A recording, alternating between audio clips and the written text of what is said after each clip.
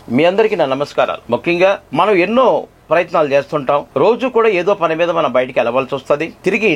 తిరిగి వస్తాము. ఒక్కొక్కసారి మనసులో భయాందోళనలు మొదలవుతాయి. ఆ భయాందోళన వల్ల ఎటు వెళ్ళలేక పిరికివాడిగా ఇంట్లోనే ఉండటం గాని, వెళ్లి భయపడి ఒక్కోసారి జ్వరాలు తెచ్చుకోవటం గానీ, అది పిల్లలు కావచ్చు, పెద్దవాళ్ళు కావచ్చు, వ్యాపారస్తులు కావచ్చు, విద్యార్థి కావచ్చు. అలాంటివి వచ్చినప్పుడు ఒకసారి మనం రాముడి యొక్క నామాన్ని మనం తలుచుకుంటాం, లేదా హనుమద్ నామాన్ని తలుచుకుంటాం.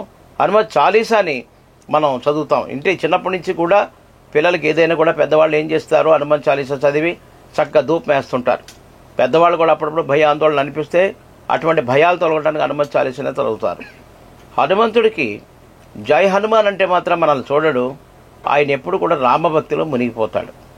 కాబట్టి ఆంజనేయ స్వామిని హనుమతి అన్న, జయ ఆంజనేయ స్వామి అన్న కూడా మన మీద దృష్టి ఉండదు. కాబట్టి మనం కాపాడటం అనేది చాలా కష్టం. కానీ అదే ఆంజనేయ స్వామి జై శ్రీరామ్ అంటూ ఒక్కసారి గంటగట్ట ఆలయంలో ఆ ప్రదక్షిణ చేస్తే తప్పనిసరిగా మనం చూసి మన కోరికలు నెరవేరుస్తారని మన పూర్వీకులు చెప్పడం జరిగింది. సాధారణంగా మంత్రాలన్నింటిలో కూడా రామనామం చాలా గొప్పది. దీన్ని తారక నామం అన్నారు. అటువంటి రామనామాన్ని ఒక త్రిలోహం గాని, పంచలోహంలో గాని బీజాక్ష మంత్రం కింద అక్షరాలుగా తయారు చేసి ఒక లాకెట్ కింద చేసి ఆంజనేయ స్వామి అభయాస్తం ఇచ్చినప్పుడు భుజాన్ని పెట్టుకున్నటువంటి గద ఒక దాని మీద మనం పెట్టి ఆ లాకెట్ మీద పెట్టి మెడలో ధరిస్తే ఎంత అద్భుతం అనుకుంటున్నారు. అటు రాముడి యొక్క కృప కలుగుతుంది, ఇటు హనుమద్ రక్షణ కూడా మనకు జరుగుతుంది. ఎలాంటి భూత ప్రేత పిశాచ బాధలు ఉండకుండా పిల్లలు హాయిగా నిద్రపోతారు, పెద్దవాళ్ళకి కూడా భయాలు ఉండవు. శత్రువై ఉన్నప్పుడు కూడా మనం ఏం చేస్తాం, హనుమాన్నే తలుచుకుంటాం. రుణ బాధలు ఉన్నప్పుడు కూడా హనుమాన్ తలుసుకోవచ్చు. ఎందుకంటే కుజుడికి ప్రతిరూపం హనుమాన్ కాబట్టి అటువంటి రుణ శత్రు బాధలు తొలగాలనుకున్నప్పుడు ఖచ్చితంగా ఆంజనేయ స్వామిని సింధూరంతో పూజ చేస్తే చాలా మంచిది.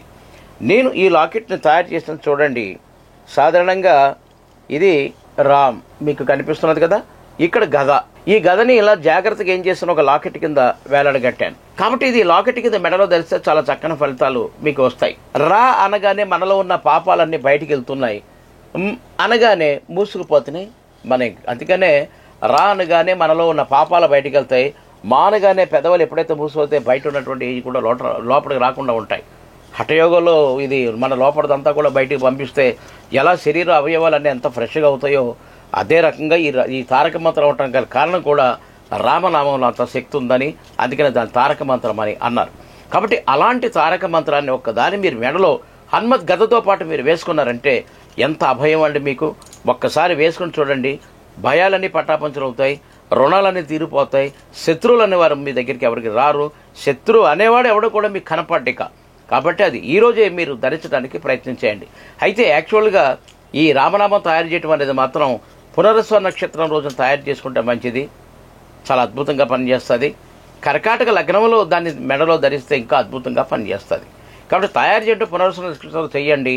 అది మీ యొక్క జన్మ నక్షత్రానికి సంపత్తారులో కర్కాటక లగ్నంలో మీరు వేసుకోవడానికి ఎక్కువ ప్రయత్నం చేస్తే చాలా అద్భుతం.